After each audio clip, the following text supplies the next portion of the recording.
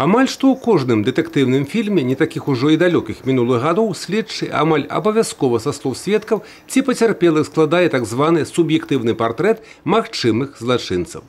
Па-іншаму гэтая працэдура яшчэ называецца складанне фотаробата. Карыстаюцца гэтым спосабам і ў нашы дні, але ўжо значна менш. Са слоў спецыяліста, такі партрэт можа вельмі дапамагчы ў пошуках злачынцы, калі ён складзены карэктна і правільна. Например, если днем человека лицо можно увидеть, а ночью, понятно, тяжело.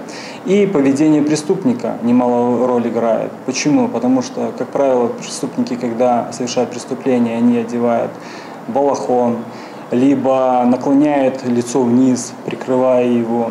Вот. Это тоже очень такие вот важные факторы при составлении фоторобота. Вот. Но, как правило, еще влияет на составление фоторобота расстояние до преступника, время, которое он видел преступника. На сёння ў арсенале спецыялістаў брэсцкага міжраённага аддзела судовых экспертыз знаходзіцца больш за 20 000 такіх фотаробатаў. Калі суб'ектыўны партрэт складзены з дэталіроўкай, то падабенства з рэальным чалавекам можа дасягнуць 90%. Процентов 90 можно достичь. Бывают такие случаи. Это когда, например, вот были случаи, когда квартирные воры выходили с подъезда, ну и как осматривались, или перед тем, как зайти в подъезд, осматривались.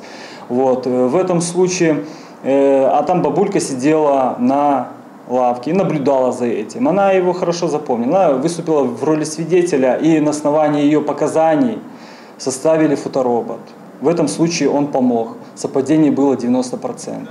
На змену складання фотаробата ў рабоце праваахоўніка ў наш час прыходзяць іншыя сучасныя тэхналогіі, але так званы суб'ектыўны партрэт ці фотаробат яшчэ пэўны час будзе дапамагаць у расследаванні правапарушэнняў і злачынстваў.